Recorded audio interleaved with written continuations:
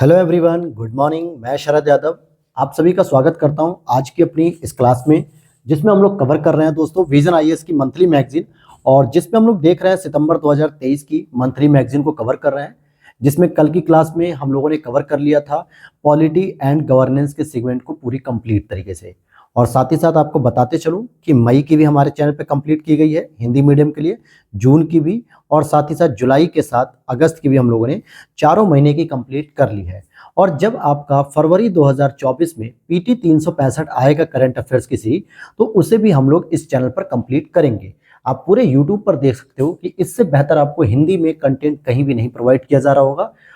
तो इसलिए मैं आपसे एक ही रिक्वेस्ट करूंगा कि चैनल पर पहली बार आया तो प्लीज चैनल को सब्सक्राइब जरूर कर लेना दोस्तों। और इसकी पीडीएफ के लिए आप लोग हमारे टेलीग्राम चैनल को ज्वाइन कर लीजिए, वहां मैंने इसकी पीडीएफ डाल दी है, आप वहां से इसको रिसीव कर सकते हैं। और उसके बाद जब अंडरलाइन करने के बाद जो इंपॉर्टेंट टॉपिक को डिस्कस करने के बाद जो पीडीएफ तैयार होती है वो भी मैं पोस्ट कर देता हूं, ताकि आपको समझ में आ सके कि क्या चीजें पढ़नी है और क्या चीजें नहीं। तो चलिए शुरू करते हैं आज की हम क्लास को। और आज की क्लास में हम लोग क्या पढ़ेंगे दोस्तों, देखिए कल की क्लास में हम लोगों ने पॉलिटी एंड गवर्नेंस पढ़ लिया था, जिसमें सभी टॉपिक्स कवर कर लिए थे। लेकिन आज जो हम लोग पढ़ेंगे अंतर्राष्ट्रीय संबंध पढ़ेंगे, और उसमें जो टॉपिक हमारे आज के रहेंगे, एक तो रहेगा भारत और G20, क्योंकि ये जो मंथली मैगजीन है ये आपके सितंबर की है। और आपको पता है कि 9 से 11 सितंबर के बीच में हमारे दिल्ली में G20 की अध्यक्षता की जा रही थी भारत के नेतृत्व में। और साथ ही साथ दिल्ली का जो घोषणा पत्र था, वहीं IMEC को भी हम लोग पढ़ेंगे, और G20 का एक जो परमानेंट सदस्य बनाया गया अफ्रीकी यूनियन को, इसके बारे में पढ़ेंगे। और ग्लोबल बायोफ्यूल अलायंस का भी जो गठबंधन किया गया इसको भी चर्चा में लेंगे। साथ ही साथ एक दूसरा टॉपिक भी पढ़ेंगे, विश्व को एकजुट करने वाले देश के रूप में भारत कैसे अपना एक वैश्विक स्तर पर एक नया नेतृत्व प्रदान कर रहा है पूरी दुनिया को। तो आइए शुरू करते हैं आज के इस क्लास को। तो यहां पर अब आप देख पा रहे होंगे कि भारत और G20 के बारे में यहां पर बात कर रहे हैं। तो भारत में पहली बार ऐसा हुआ कि नई दिल्ली में G20 की शिखर सम्मेलन की गई, यानी अध्यक्षता की गई। और जिसकी जो थीम रखी गई थी दोस्तों, वसुधैव कुटुंबकम।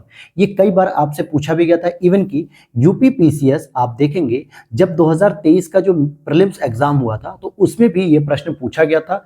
और जब मैंने यूपीपीसीएस की करंट अफेयर्स और टेस्ट सीरीज कराई थी, तभी मैंने कह दिया था कि इससे एक प्रश्न आएगा, तो बल्कि एक नहीं बल्कि दो प्रश्न देखने को मिले थे।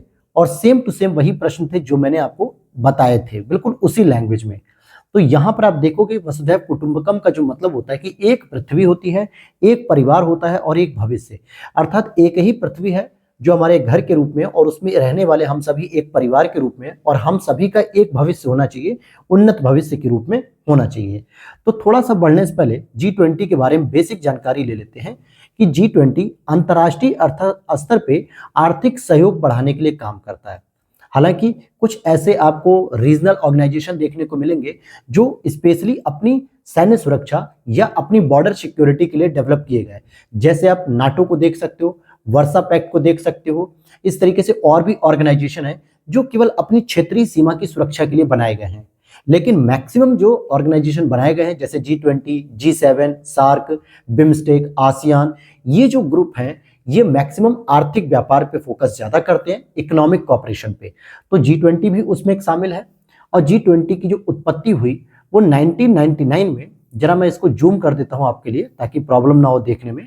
तो 1999 में जब एशियाई फाइनेंशियल संकट आया था, जिसे हम लोग एशियन फाइनेंशियल क्राइसिस के रूप में जानते हैं, तो उसके बाद जो है कि इसका गठन किया गया कि ताकि वित्त मंत्री और साथ ही साथ केंद्रीय बैंक के जो गवर्नर होते हैं, जैसे हमारे भारत में रिजर्व बैंक के गवर्नर होंगे, इस तरीके से दुनिया के जितने भी सेंट्रल बैंक हैं उनके गवर्नर्स आपस में मिलकर आर्थिक और वित्तीय मुद्दों पर चर्चा कर सके कि आगामी भविष्य में फिर कभी ऐसी संकट देखने को ना मिले। और इसकी कार्यप्रणाली की बात करेंगे तो आप यहां पर देख पाएंगे कि G20 जो शिखर सम्मेलन है, ये मुख्य रूप से आप देखोगे कि इसका आयोजन प्रति वर्ष होता है। अब आपको बताना है क्वेश्चन में कि नेक्स्ट ईयर अर्थात 2024 में इसकी अध्यक्षता कौन सा देश कर रहा है, कमेंट सेक्शन में बताइएगा। और यहीं पर आपको देखिए उत्तर भी मिल जाएगा। इसकी अध्यक्षता क्रमिक रूप में होती है, जिसमें ट्रॉइका का निर्माण होता है। ट्रॉइका मतलब होता है भूतपूर्व, यानी जिसने 2022 में अध्यक्षता की थी। वर्तमान अर्थात 2023 में अध्यक्षता कौन कर रहा था, और भविष्य अर्थात आगामी जो 2024 में। तो देखेंगे आप कि 2022 में इंडोनेशिया के द्वारा इसकी अध्यक्षता की गई, 2023 में भारत के द्वारा अध्यक्षता की गई, और 2024 में दोस्तों ब्राजील के द्वारा अध्यक्षता की जाएगी। तो इस तरीके से यहाँ पर ये पूछा जाता है कि ट्रॉइका में भारत इस बार शामिल था कि नहीं, तो बिल्कुल शामिल था भारत। और हालांकि अगली बार जो ट्रॉइका बनेगा उसमें भी भारत शामिल होगा 2024 में, लेकिन पूर्ववर्ती अध्यक्ष के रूप में शामिल होगा। और इसके पास अपना कोई स्थायी सचिवालय या स्टाफ नहीं है जिसके माध्यम से काम करेगा। और इसमें अगर हम देखेंगे तो यहाँ पर जो 20 देश हैं उनकी संख्या के नाम देख लीजिए, जैसे USA, China, United Kingdom, Bharat, Indonesia, यूरोपीय संघ, रूस, Mexico, South Korea, Argentina, France, Brazil, Germany, South Africa, Canada, Australia, तुर्की, इटली, सऊदी अरब, जापान। अब यहां पर दो बातों को आपको ध्यान देना है कि अफ्रीकी यूनियन को 21वां सदस्य के रूप में बना लिया गया है। तो अब G20 के नाम से ये जो ऑर्गेनाइजेशन था अब इसका विस्तार हो चुका है और अब इसकी जो मीटिंग होगी 2024 में वो G21 के नाम से होगी। कंफ्यूजन बिल्कुल मत रखिएगा दोस्तों, क्योंकि साउथ अफ्रीका पहले से ही इसका मेंबर रहा है।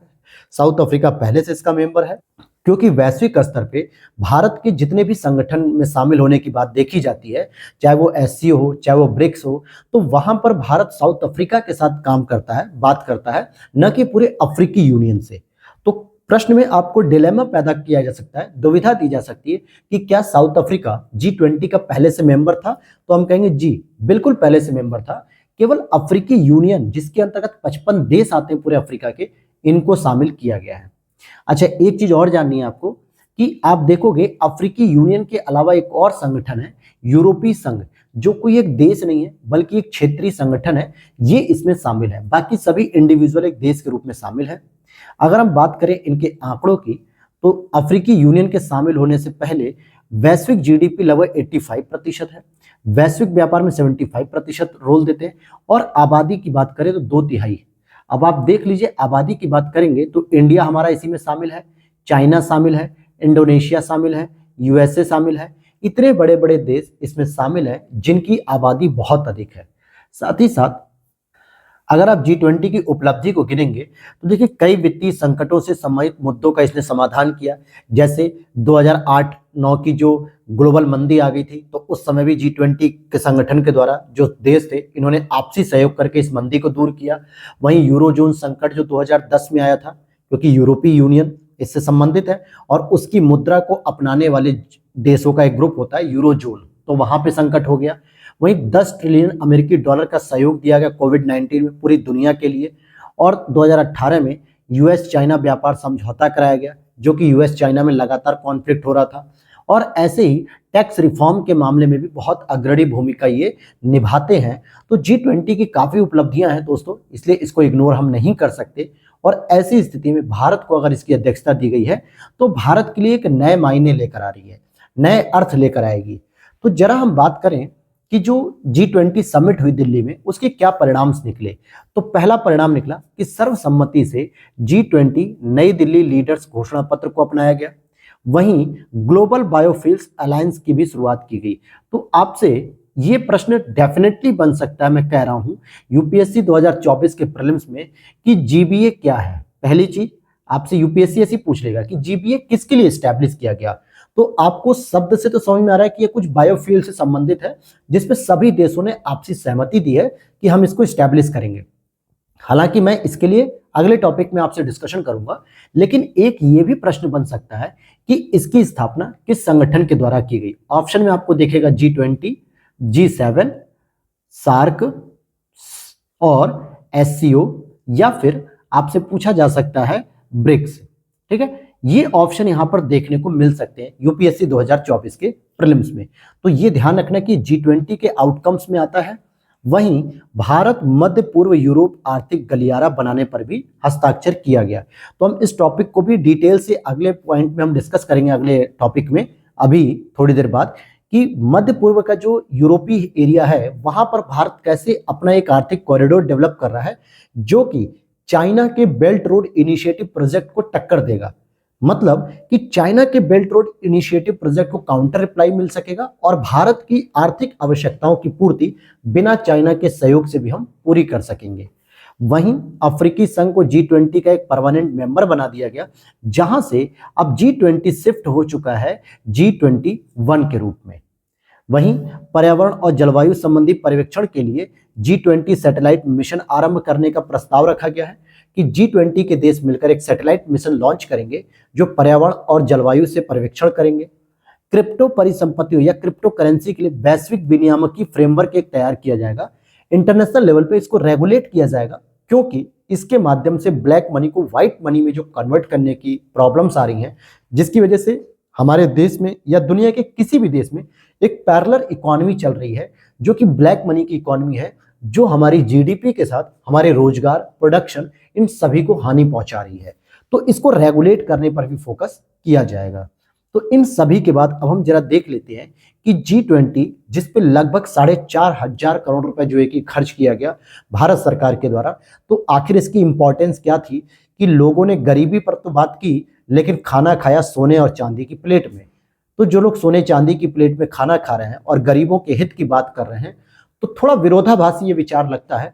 तो समझ लेते हैं इसके बावजूद इसकी क्या इंपॉर्टेंस है भारत के लिए, साथ ही साथ दुनिया के लिए।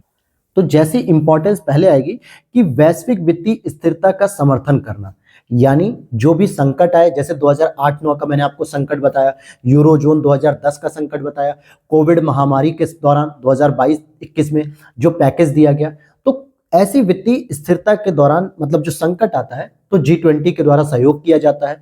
तो ये एक सबसे इंपॉर्टेंट रोल है।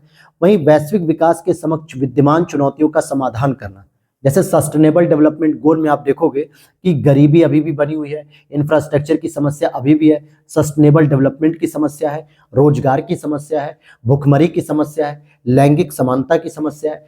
तो ये विभिन्न प्रकार की समस्याओं का समाधान करने के लिए भी ये सभी देश एकजुट होते हैं और इन समाधान मतलब समस्याओं का समाधान निकालते हैं। तो ये भी इंपॉर्टेंट है। मानव संसाधन विकास और रोजगार, बताया जा रहा है कि 2014 में जो ब्रिस्बेन शिखर सम्मेलन G20 के नेताओं ने 2025 तक श्रम बल भागीदारों में लैंगिक अंतराल को 25% तक कम करने के लिए प्रतिबद्धता दिखाई थी। मतलब इन्होंने कहा था कि 2025 तक हम कोशिश करेंगे कि महिलाओं को भी अधिक से अधिक रोजगार मिल सके, जिसे 25x25 लक्ष्य के नाम से भी जाना जाता है। तो इन शॉर्ट अगर यूपीएससी आपसे पूछ ले कि 25x25 लक्ष्य क्या है, तो सिंपल सी बात है कि 2025 तक कम से कम जो 25% है उस अंतराल को हम कम करेंगे, लैंगिक अंतराल को। और ये आपका एक एसडीजी भी होता है, सस्टेनेबल डेवलपमेंट गोल। कौन से नंबर का होता है ये आपको बताना है। वहीं द्विपक्षीय संबंधों को बेहतर बनाना, अब जैसे भारत जब G20 अध्यक्ष से मिल रहा था इन देशों के शिखर सम्मेलन करते समय, तो उसने प्राइवेट भी एक मीटिंग्स रखी हर एक देश के साथ द्विपक्षीय, ऑस्ट्रेलिया के साथ रखी, यूएसए के साथ रखी, साथ ही साथ चाइना के साथ भी रखी। हालांकि चाइना की तरफ से शी जिनपिंग नहीं आए या रसिया की तरफ से भी नहीं आए व्लादिमीर पुतिन, लेकिन साउथ अफ्रीका के चीफ थे। तो इन सब के साथ द्विपक्षीय संबंधों को भी बेहतर करने का मौका मिलता है। तो ये भी एक इंपॉर्टेंस है। लेकिन इन सभी की पृष्ठभूमि में हम भारत के लिए G20 की अध्यक्षता का क्या महत्व देखते हैं कि जैसी आबो हवा बनाई गई पूरे भारत में, यूपी में 4 शहरों में G20 का शिखर सम्मेलन से रिलेटेड जो मीटिंग्स थी वो आयोजित की गई। नई दिल्ली में इतनी चहलकदमी रही, नई दिल्ली में जो है कि इतनी भव्यता दिखाई गई, भारत द्वार का इनॉग्रेशन किया गया। ये सभी चीजों की वजह से भारत का क्या इंपॉर्टेंस है, तो पहला कि भारत दुनिया को अब नेतृत्व क्षमता का प्रदर्शन कर रहा है। जैसे आप पिछले 10 साल पहले अगर आप देखेंगे, 10 से 15 साल पहले आप किताबों में जब आप पढ़ रहे होंगे तो 3 चेहरे देखने को मिलते थे। एक चेहरा रहता था यूएस प्रेसिडेंट का, दूसरा रहता था यूएसएसआर जिसे हम लोग रसिया प्रेसिडेंट कहते हैं, और तीसरा चेहरा रहता था दोस्तों चाइना प्रेसिडेंट का या चाइना के प्राइम मिनिस्टर का। तो आप कह सकते हो कि दुनिया में बस यही 2 से 3 देश देखने को मिलते थे जो हमेशा आगे रहते थे, दुनिया की किसी भी समस्या या किसी भी समाधान में आगे रहते थे। लेकिन अब भारत भी दुनिया वालों का नेतृत्व कर रहा है, ये एक हमारी सबसे बड़ी पहुंच है। वहीं ग्लोबल साउथ की अभिव्यक्ति समझिएगा कि एक टर्म्स होती है दोस्तों ग्लोबल नॉर्थ और एक टर्म्स होती है दोस्तों ग्लोबल साउथ। इट मींस क्या होता है, ग्लोबल नॉर्थ का मतलब होता है जो विकसित कंट्री होती हैं, जैसे यूरोपीय देश आप देखोगे तो ये 0 डिग्री के ऊपर सामान्यतः देखने को मिलती है, जिसमें आपका साइबेरिया आता है, रसिया आता है, Germany, Britain, US, Canada, Italy, जितने भी स्कैंडिनेवियाई देश हैं, स्विट्जरलैंड वगैरह, तो ये सब डेवलप कंट्री हैं। तो ये ग्लोबल नॉर्थ है, जबकि ग्लोबल साउथ में आप देखोगे 0 डिग्री के नीचे तो लैटिन अमेरिकी देश आते हैं, ब्राजील, चिली, और आप देखोगे कि अर्जेंटीना, भारत, अफ्रीका, इंडोनेशिया, एशियाई देश, तो ये सब पिछड़े हुए देश हैं। इनके लिए जो चर्चा करने के लिए मुद्दा होना चाहिए था या इनका नेतृत्व करने की क्षमता भारत प्रदर्शित कर रहा है। तो ग्लोबल साउथ की अभिव्यक्ति भी प्रेजेंट कर रहा है, साथ ही साथ अफ्रीकी यूनियन जो कि सबसे पिछड़ा हुआ देश है या सबसे पिछड़ा हुआ महाद्वीप, इसको भी भारत की सफलता या भारत के मेहनत का ये परिणाम है कि G20 में शामिल कर लिया गया। आर्थिक अवसर भारत के लिए इकोनॉमिक लेवल पर भी अवसर बहुत सारे मिल रहे हैं। कई सारे देशों से हमारे यहाँ रेमिटेंस आ रहा है, कई सारे देशों से FDI आ रही है, मल्टीनेशनल कंपनीज हमारे यहाँ इन्वेस्टमेंट करने के लिए तैयार हो रही हैं। तो ये भी एक भारत की एक बढ़त है और भारत के प्रभाव का विस्तार भी हो रहा है। अर्थात भारत अपनी सॉफ्ट पावर, जिसमें सांस्कृतिक विरासत हो गई, यूनेस्को में अपनी उपस्थिति दर्ज कराता है, रामसर साइट में अपनी उपस्थिति दर्ज कराता है। जैसे आप देखोगे कि 21 जून को योग दिवस UN में मनाया जाता है, UN के द्वारा पूरी दुनिया में मनाया जा रहा है। साथ ही साथ और भी इस तरीके की अहिंसा जो दिवस है महात्मा गांधी के 2 अक्टूबर पे, तो ये भी UN के द्वारा पूरी दुनिया में मनाया जा रहा है। तो भारत की जो सांस्कृतिक पकड़ है, सांस्कृतिक क्षमता, साथ ही साथ आपकी हार्ड पावर है, जो आर्थिक लेवल पर, सैन्य लेवल पर, जनसंख्या के स्तर पे, जननांकीय लाभांश जिसे हम कहते हैं, डिविडेंड, डेमोग्राफिक डिविडेंड, तो इन स्तर पे भारत कहीं ना कहीं वैश्विक स्तर पे अपना प्रभाव बढ़ा रहा है और देशों के बीच आपसी विश्वास में भी वृद्धि कर रहा है। हालांकि पाकिस्तान और चाइना 2 ऐसे हमारे दुष्ट पड़ोसी हैं जिन्हें हमारे भारत की नीतियों पर, भारत के लोगों पर भरोसा नहीं होता है, जबकि वहीं दुनिया के बड़े से बड़े देश जो है कि अब भारत पे भरोसा करते हैं, भारत के नेतृत्व पे भरोसा करते हैं कि भारत को एक सही दिशा में आगे बढ़ाया जा रहा है और अपने हितों को ध्यान में रखकर वैश्विक एजेंडा बनाना और विश्व व्यवस्था को आकार देना, ये भारत की एक नई क्षमता डेवलप हो रही है। इससे पहले क्या होता था कि दुनिया के 2-3 प्रमुख जो देश थे, फ्रांस, अमेरिका, चाइना, रूस, इन्होंने जो बता दिया वही दुनिया को फॉलो करना है, वही भारत भी फॉलो कर रहा था। लेकिन अब भारत इतनी क्षमता रखता है कि भारत खुद बता रहा है कि नहीं, दुनिया को ऐसे फॉलो करना चाहिए, ऐसे काम करने चाहिए, ऐसी नीतियां बनानी चाहिए, और लोग कर भी रहे हैं। पंचामृत रणनीति थी भारत ने COP26 ग्लासगो में, बिल्कुल दुनिया अपना रही है उसे। वहीं मिशन लाइफ दिया, मतलब कि लाइफ फॉर एनवायरनमेंट, उसे भी दुनिया ने अपनाया। योगा दिवस दिया, उसे भी दुनिया ने अपनाया। मोटे अनाज का वर्ष 2023 घोषित किया गया, उसे भी दुनिया ने अपनाया। अहिंसा दिवस, उसे भी दुनिया ने अपनाया।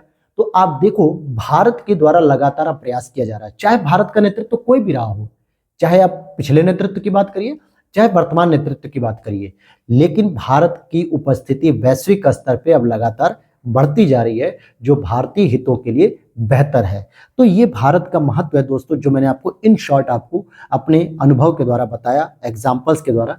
अब बात करेंगे कि G20 से संबंधित भारत की प्राथमिकताएं क्या हैं। तो पहला, हरित विकास और जलवायु विकास के लिए लाइफ मिशन को आगे बढ़ाना, लाइफ फॉर एनवायरनमेंट।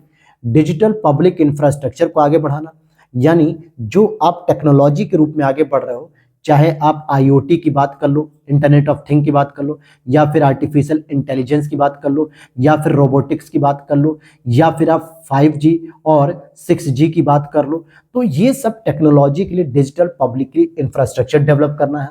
वहीं त्वरित, लचीला और समावेशी विकास और SDG की प्रगति में भी तेजी लाना। साथ ही साथ महिलाओं के नेतृत्व में विकास करना जरूरी है, और शायद इसीलिए आप देखोगे कि 106वां संविधान संशोधन लाके महिलाओं को लोकसभा, राज्य विधानसभा और दिल्ली की विधानसभा में 1/3 आरक्षण देने का प्रावधान कर दिया गया है। इसके लिए मैंने कल की क्लास में बहुत डिटेल से डिस्कस किया है, जो पॉलिटी एंड गवर्नेंस की पहली क्लास थी इस करंट अफेयर्स मंथली मैगजीन की। आप लोग देखिएगा, बहुत मजा आएगा, पूरी चीज मैंने वहां पे क्लियर की है, तो जरूर देखिएगा उसे। वहीं G20 जितना हमें बहुत सुंदर सा दिख रहा है, बहुत लग रहा है कि भारत बहुत तरक्की करेगा, लेकिन दोस्तों चुनौतियां भी हैं। वो चुनौतियां क्या हैं? सदस्य देशों के अलग अलग हित और प्राथमिकताएं। आप इसमें देखोगे कि G20 में आपको चाइना दिखता है, जो कि इंडिया और USA का एंटी है। इसमें रसिया दिखता है, जो डायरेक्टली जो है कि USA का एंटी है। हालांकि हम भारत के खिलाफ नहीं कह सकते रसिया को, क्योंकि रसिया भारत का सदाबहार मित्र है, नेचुरल एलाई है। वो हमेशा संकट में साथ देता है भारत का। लेकिन रसिया और यूएसए के आपसी संबंध ठीक नहीं चल रहे हैं, वहीं यूरोपीय देशों के भी आपस में संबंध ठीक नहीं चलते हैं। तो यहाँ पे देश क्या करते हैं, अपने अपने इंटरेस्ट को आगे रख देते हैं, जिसकी वजह से G20 की प्राथमिकताएं पीछे चली जाती हैं। प्रभावी शक्ति का अभाव, इट मीन्स G20 संस्था के समझौते जो है कि कोई कानूनी रूप से बाध्यकारी नहीं होते हैं। न तो इनके पास कोई अपना सचिवालय है, न कोई स्टाफ है, बस ये कागजी कार्रवाई में ही रह जाते हैं, जमीनी स्तर पे नहीं उतार पाते, बाध्यकारी नहीं होते। जैसे कार्टेजना प्रोटोकॉल हो गया, और आपका ये क्योटो प्रोटोकॉल हो गया, मॉन्ट्रियल प्रोटोकॉल हो गया, CBD प्रोटोकॉल हो गया, ये सब कुछ प्रोटोकॉल ऐसे हैं जो बाध्यकारी होते हैं, तो देशों को पालन करना पड़ता है। अगर आपने हस्ताक्षर कर दिया है तो, या तो फिर आप इससे बाहर रहिए, सहयोग ही मत लीजिए। लेकिन G20 में आप मजा भी लीजिए, पकौड़ी भी खाइए और उसका खर्चा भी मत उठाइए। ये वही हाल है कि यहाँ पे केवल कागजी कार्रवाई होती है, कोई उस निर्णय को बाध्यकारी नहीं बनाया जाता है। और साथ ही साथ आप देखोगे कि भू राजनीतिक तनाव भी है दोस्तों, बाउंड्री को लेकर तनाव है। भारत और चाइना में क्या है, तनाव देखने को मिलता है। भारत पाकिस्तान में तनाव है, रसिया को देख लीजिए, चाइना के साथ तनाव हो जाता है भूमि को लेके। बहुत सारी समस्याएं हैं जिसकी वजह से यहाँ पे तनाव देखने को मिलता है। और वैश्विक चुनौतियों के प्रति अपर्याप्त प्रतिक्रिया। अब वैश्विक चुनौती में क्या है, जैसे क्लाइमेटिक चेंज हो रहा है, ग्रीन हाउस गैसों का इफेक्ट हो रहा है, समुद्री वातावरण प्रभावित हो रहा है, इकोसिस्टम चेंज हो रहा है, ऑयल स्पिल्स की घटना देखने को मिलती है, समुद्र में तेल जो रिसाव हो जाता है, समुद्री डकैती देखने को मिलती है, इकोनॉमिक लेवल पर संरक्षणवाद और उपभोक्तावाद की नीति देखने को मिलती है। तो ये जो विरोधाभास होता है कोल्ड वार की तरह, यानी कि ट्रेड वार जो होता है, व्यापारिक युद्ध, इसमें संघर्ष देखने को मिल रहा है। और इस वजह से कोई भी पर्याप्त रूप से प्रतिक्रिया हम नहीं दे पा रहे हैं। जो हमारे सामने वैश्विक स्तर पर चुनौती है, सीमित जवाबदेही और पारदर्शिता कोई मतलब ही नहीं है, किसी भी कार्यवाही की गोपनीय रहने की बात ही नहीं रहती है। और बढ़ता संरक्षणवाद दोस्तों किसी भी देश के लिए अच्छा नहीं है, और हम कह सकते हैं कि ये वैश्वीकरण की विचारधारा के विपरीत है।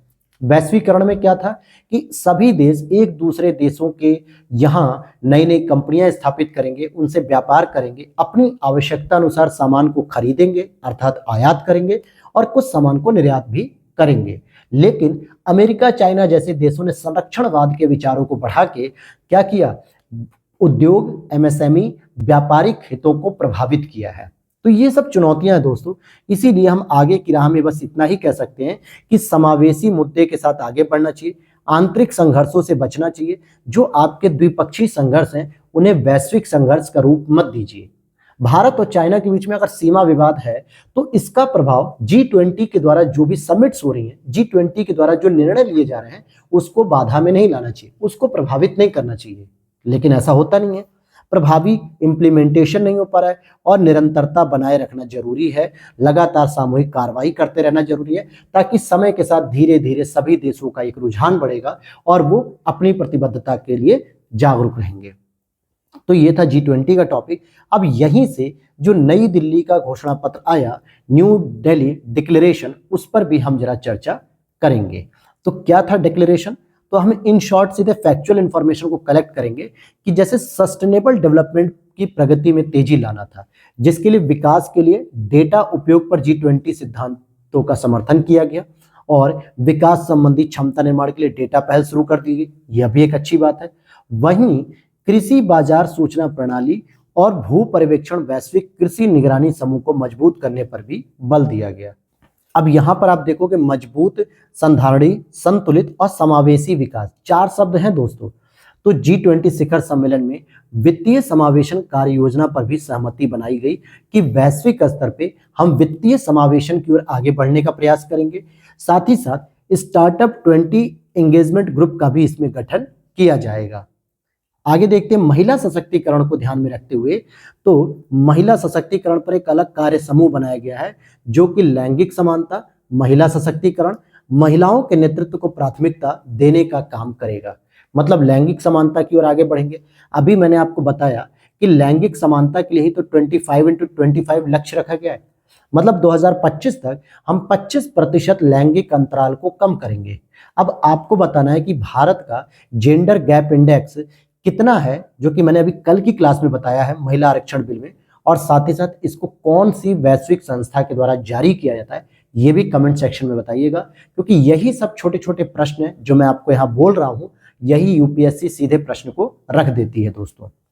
आगे देखते हैं, 21वीं सदी के लिए बहुपक्षीय संस्थान एक होना चाहिए। G20 में पहली बार UNGA United national general assembly अर्थात महासभा 75/1 यानी 75/1 समझौता संपन्न हुआ, और ये जो सुरक्षा परिषद है उसमें सुधार करने से संबंधित है। इट मीन्स कि जो G20 में जो 5 पावर वाले देश है, P5 जिसे हम कहते हैं, जिनके पास वीटो पावर है, जिसमें आपका फ्रांस आएगा, इंग्लैंड आएगा, रसिया आएगा, अमेरिका आएगा, चाइना आएगा, ये सभी शामिल है, और ये चाहते भी है कि अब सिक्योरिटी काउंसिल या यूं कहें कि यूएन में सुधार किया जाए, नए देशों को इसमें शामिल किया जाए। साथ ही साथ प्रौद्योगिकी रूपांतरण और डिजिटल पब्लिक इंफ्रास्ट्रक्चर के लिए वन फ्यूचर अलायंस नामक एक स्वैच्छिक पहल शुरू करने का प्रस्ताव किया गया है, और भारत एक global digital public infrastructure repository बनाने और उसके रखरखाव की योजना भी बना रहा है, तो ये भी अच्छी बात है। और इंटरनेशनल लेवल पे टैक्सेशन की जो बात है उस पर भी बात की जा रही है। साथ ही साथ ग्रीन डेवलपमेंट की 2030 तक नवीकरणीय ऊर्जा क्षमता को 3 गुना करने का प्रयास आगे लेकर आना है, आगे बढ़ाना है, और वैश्विक स्तर पे जो 2050 तक नेट जीरो एमिशन के टारगेट को प्राप्त करना है। भारत का टारगेट कितना है दोस्तों? 2070 तक नेट जीरो एमिशन टारगेट प्राप्त करना है। वहीं चाइना का कितना है दोस्तों? तो 2050 है।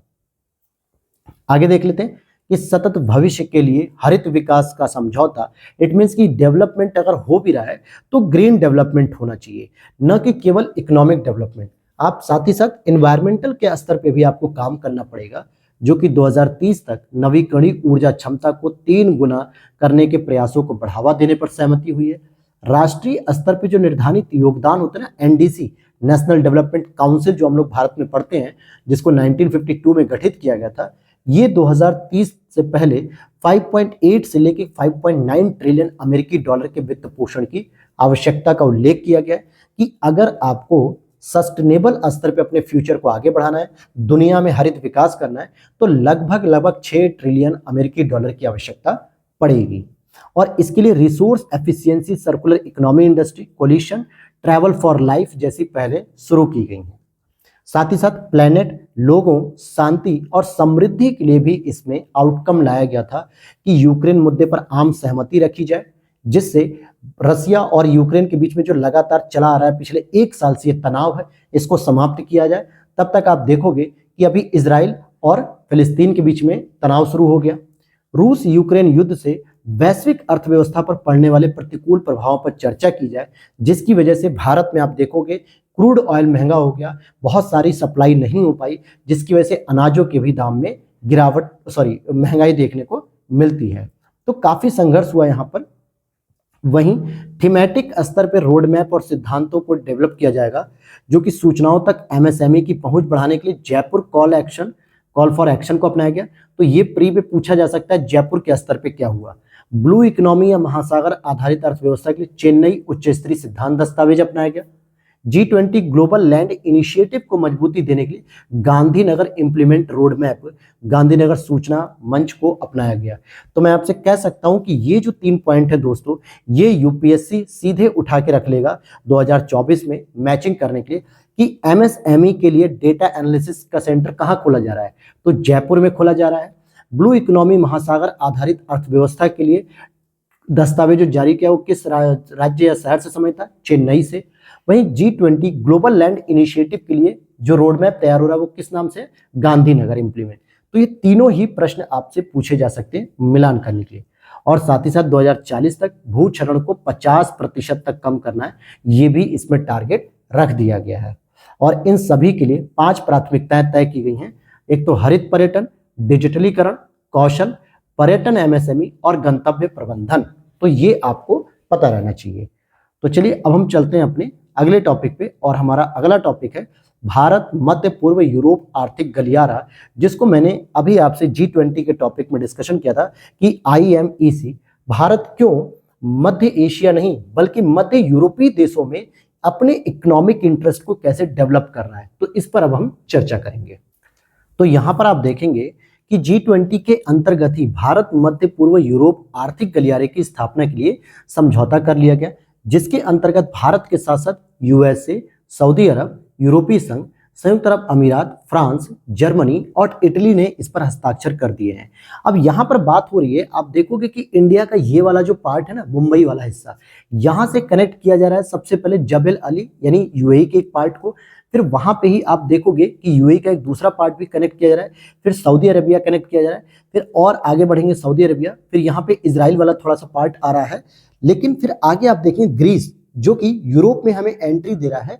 तो ये लोकेशन के अकॉर्डिंग आप देखेंगे तो यहाँ पे हम कनेक्टिविटी खोज रहे हैं, जो कि भारत अभी तक खोजता था मध्य एशिया के स्थान वाले देश में, अब वो सीधे सीधे एंट्री कर रहा है यूरोप के देशों में। ये क्यों कर रहा है? क्योंकि चाइना का जो प्रोजेक्ट चल रहा है BRI, जो कि भारत उसके खिलाफ रहता है, बेल्ट रोड इनिशिएटिव इसके खिलाफ रहता है, जो कि भारत का इससे हित प्रभावित हो रहा था, इसलिए भारत भी कुछ ऐसा ही मंच बना रहा है जहां पे अपने आर्थिक गलियारे को डेवलप कर सके, जिसके अंतर्गत आप रेल मार्ग, जहाज रेल पारगमन और सड़क परिवहन मार्ग, इट मीन्स कि तीनों स्तर पे हम यहाँ पर कनेक्टिविटी बनाएंगे, समुद्र के स्तर पे, रेलवे के स्तर पे, सड़क के स्तर पे। अब आप कहोगे सर सड़क कैसे बन जाएगी? मान लिया कि यहाँ से अगर हम सड़क से नहीं जा सकते, इसके बीच में इधर से तो जहाज से जा सकते हैं, फिर यहाँ से ये पूरी दूरी हम सड़क से पूरी कर सकते हैं, फिर यहाँ से हम जहाज से पूरी कर सकते हैं, फिर यहाँ रेलगाड़ी वगैरह से। तो ये जो कनेक्टिविटी है दोस्तों, यही डेवलप करने पे फोकस किया जा रहा है, जो भारत के लिए बेनिफिशियल है।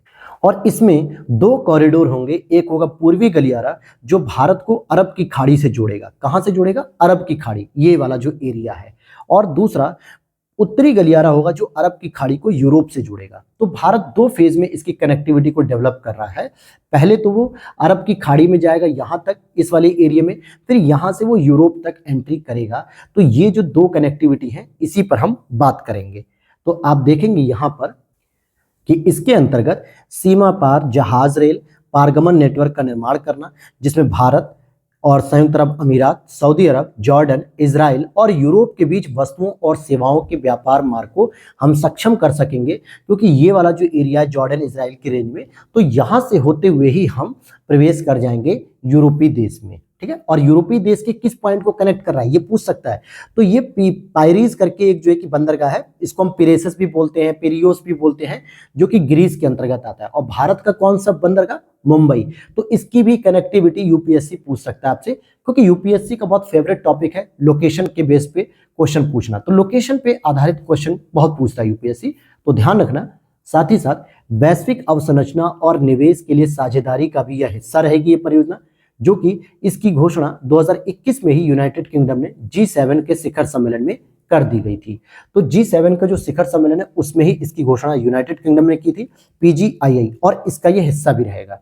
तो अब जरा बात करेंगे इसका महत्व क्या है IMEC का, कि भारत क्यों जो है कि यूरोप के आर्थिक गलियारे में एंट्री करना चाह रहा है।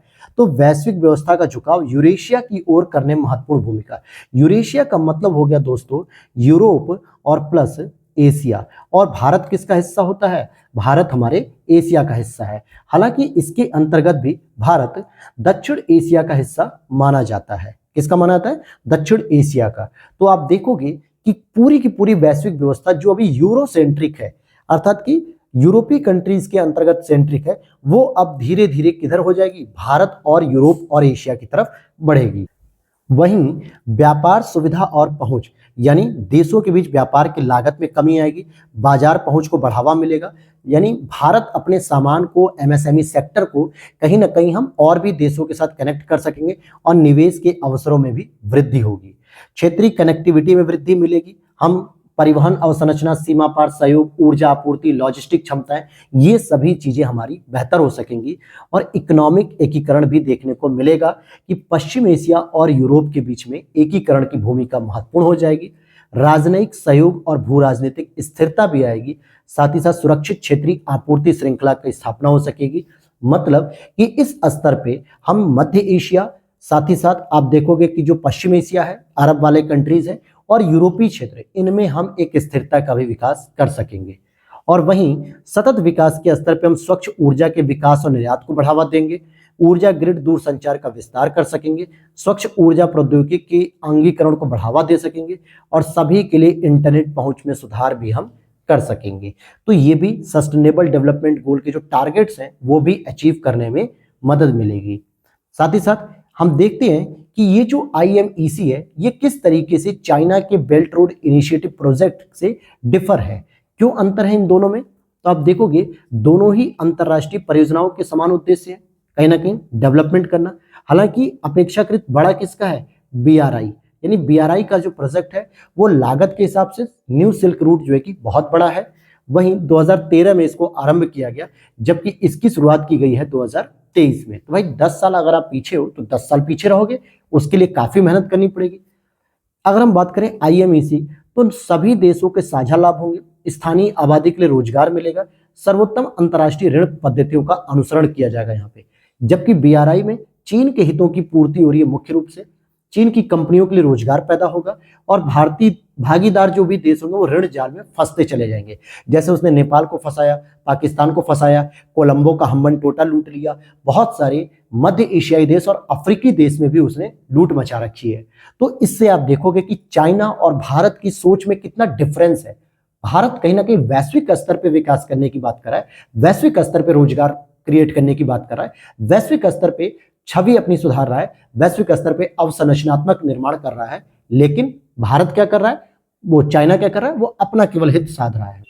तो इसी के साथ अब हम जरा इसकी चुनौतियों पर भी ध्यान दे देते हैं कि आखिर इसकी क्या क्या चुनौतियां हमें देखने को मिल सकती हैं। जैसे कि परियोजना से जुड़े क्षेत्र की जटिल भू राजनीति, जो भी इससे जुड़े हुए क्षेत्र हैं, चाहे वो सऊदी अरब का एरिया देख लो, इजराइल का देख लो, या फिर जॉर्डन को देख लीजिए, या फिर इस तरीके के जो क्षेत्र होते हुए जाएगी जहां से ये योजना, उनके बीच में क्षेत्रीय स्तर पे या यूं कहे कि सीमा के स्तर पे कहीं ना कहीं संघर्ष की चुनौती हमें देखने को मिलेगी।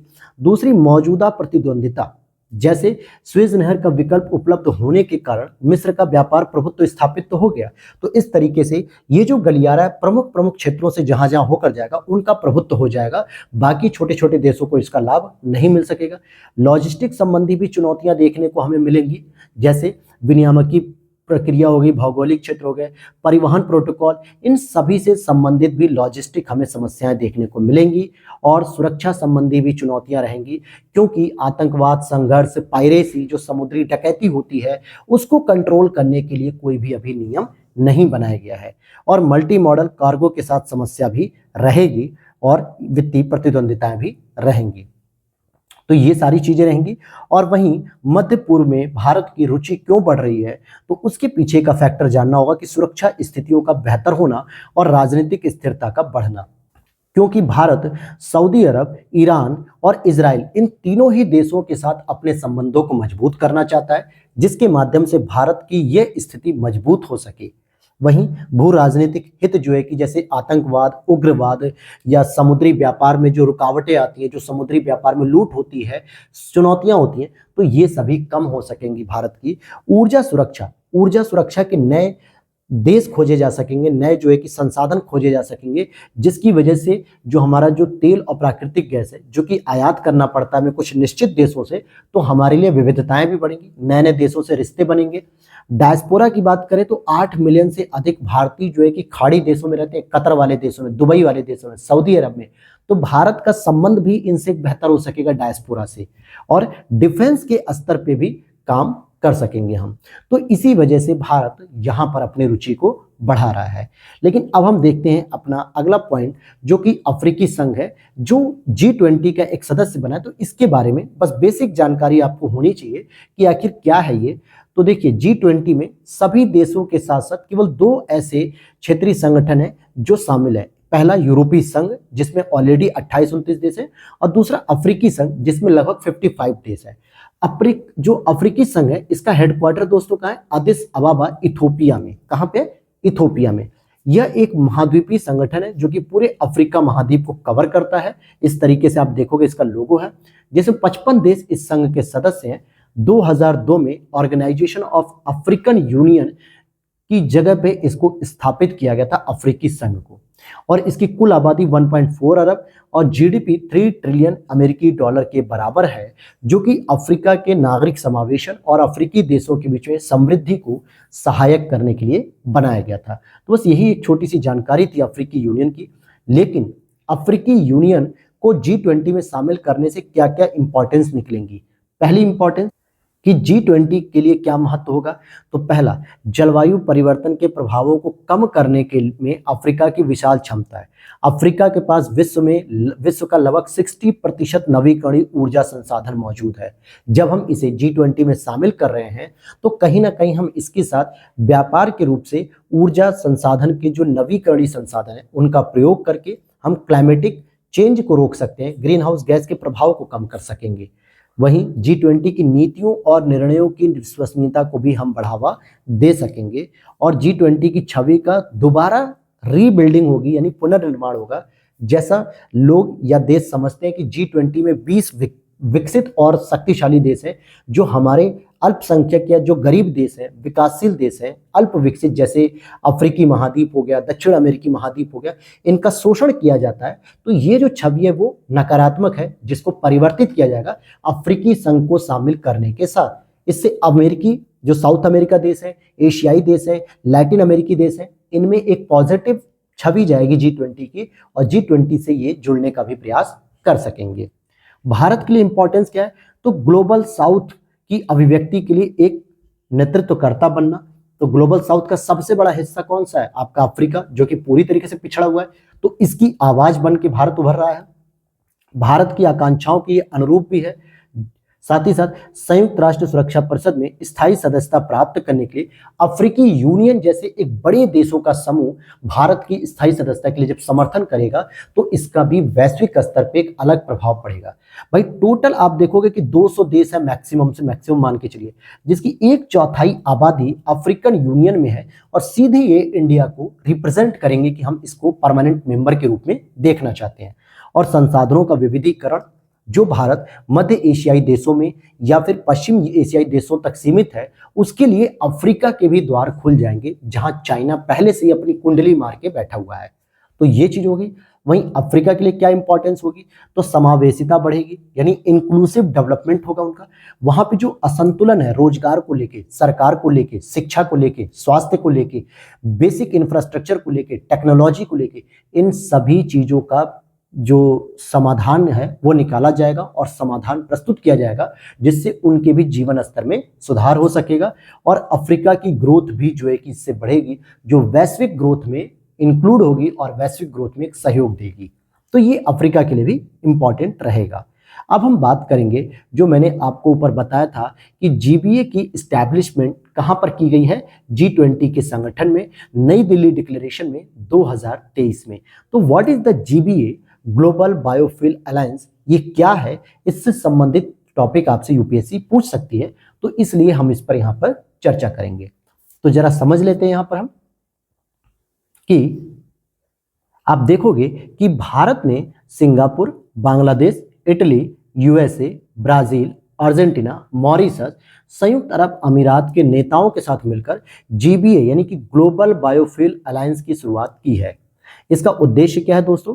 तो जैव ईंधन के उपयोग को बढ़ावा देने वाले मंच के रूप में कार्य करना, वहीं जैव ईंधन क्षेत्र में प्रगति और इसे व्यापक रूप से अपनाने के लिए वैश्विक सहयोग को प्रोत्साहन देना, ये इंपॉर्टेंट है।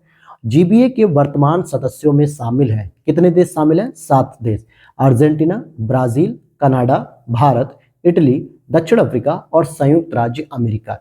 ये जो है कि 7 देश से शामिल हो चुके हैं इसमें।